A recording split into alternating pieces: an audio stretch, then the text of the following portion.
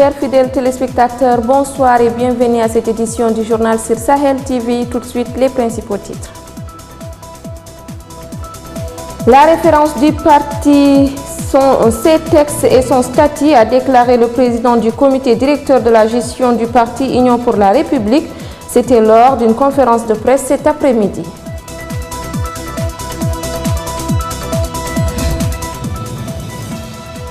« 200 milliards d'ouguiya émerauds, tel est le montant attribué par le gouvernement pour accélérer la lutte contre la pauvreté et une aide juridique gratuite pour les plus démunis. »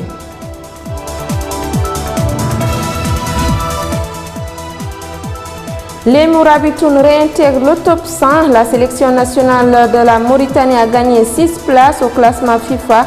Nouvelle survenue ce jeudi 28 novembre. Bienvenue. Des leaders du parti Union pour la République, fidèles à l'ex-président mauritanien Mohamed Ould Abdelaziz, ont organisé une conférence de presse ce vendredi soir. La sortie médiatique attendue des soutiens de Ould Abdelaziz au sein du parti en présence du président comité directeur de la gestion de l'UPR, Seydina Ali Ould Mohamed Khouna. Le comité a indiqué que la référence du parti UPR, ce sont ces textes et les statuts, non sur une quelconque personne. La référence du parti, c'est les textes, les statuts du parti. Là, ça veut dire on s'est dit, j'ai bien dit que ce problème de référence est un faux problème. C'est un faux problème.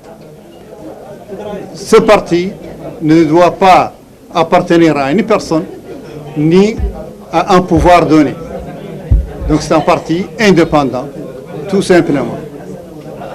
Notre constitution interdit au président de la République de diriger un parti. Donc maintenant, Aziz, comme il n'est plus présent, Aziz n'a jamais dit qu'il va diriger le parti UPR. Aziz a fait un point de presse avant son départ. Et il a bien précisé qu'il ne cherche pas, qu'il ne sera pas président du parti. Il a dit que l'activité du parti l'intéresse, qu'il continuera à suivre ce qui va se passer. Et s'il voit quelque chose qui ne lui convient pas, qu'il va dire son point de vue. C'est ce qu'il a dit. Et il nous a habitués à faire ce qu'il dit.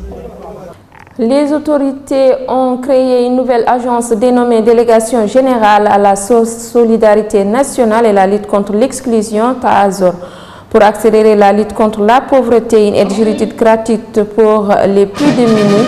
Cette agence sera dotée d'un budget équivalent de 200 milliards d'ouguiya, a précisé le président de la République.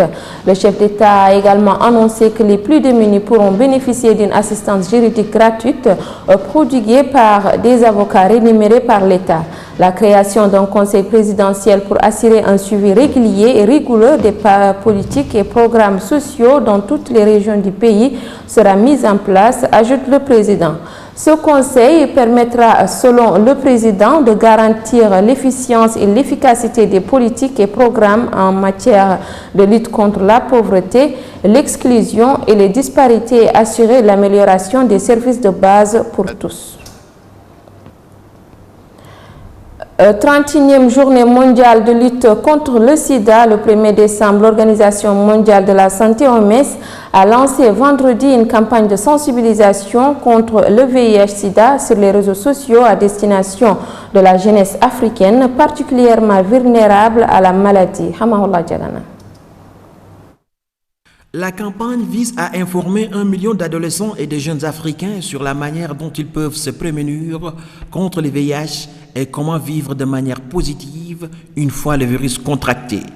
Cette campagne sur les réseaux sociaux a pour objectif de fournir aux jeunes Africains les bonnes informations afin de faire tomber les barrières qui les empêchent d'obtenir de l'aide, a déclaré Matshidiso Moeti, directrice régionale de l'OMS pour l'Afrique. Madame Moeti a souligné que les investissements dans des services de santé reproductrice adaptés aux jeunes étaient essentiels pour revitaliser la lutte contre le VIH et le sida en Afrique, qui compte plus de 70% des 30 millions de malades dans le monde.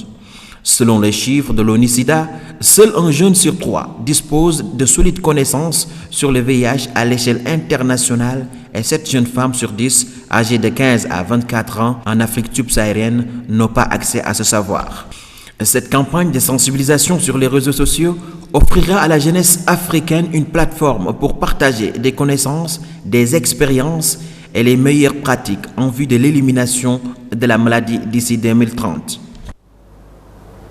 Des patrouilles maritimes conjointes de la garde côtière tunisienne ont déjoué dans la nuit de jeudi à vendredi plusieurs tentatives d'émigration irrégulière au large des côtes est du pays et ont intercepté 136 migrants, a-t-on appris vendredi auprès du ministère tunisien de l'Intérieur.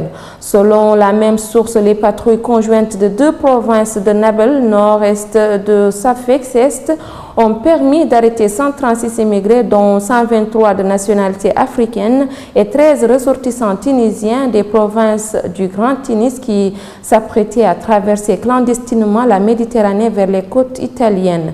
Les autorités judiciaires ont par ailleurs décidé de poursuivre l'enquête et d'engager des procédures judiciaires à leur encontre.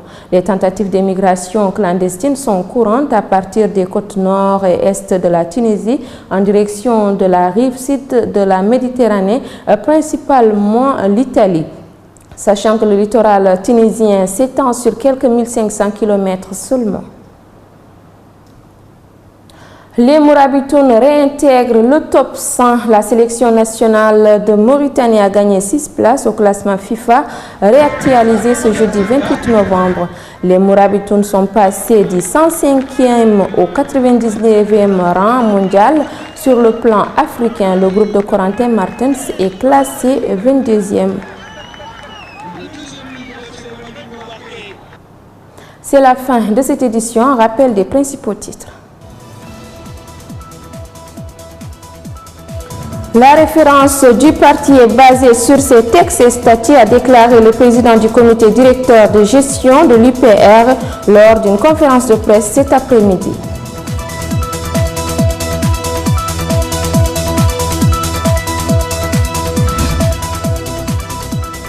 « 200 milliards d'Ouguiya émerauds, tel est le montant attribué par le gouvernement pour accélérer la lutte contre la pauvreté et une aide juridique gratuite pour les plus démunis.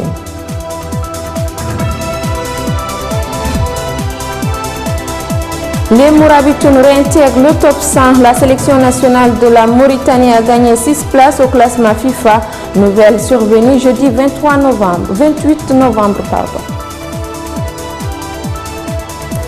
Chers fidèles téléspectateurs, ainsi prend fin cette édition. Merci de votre aimable attention. Rendez-vous dans nos prochaines éditions.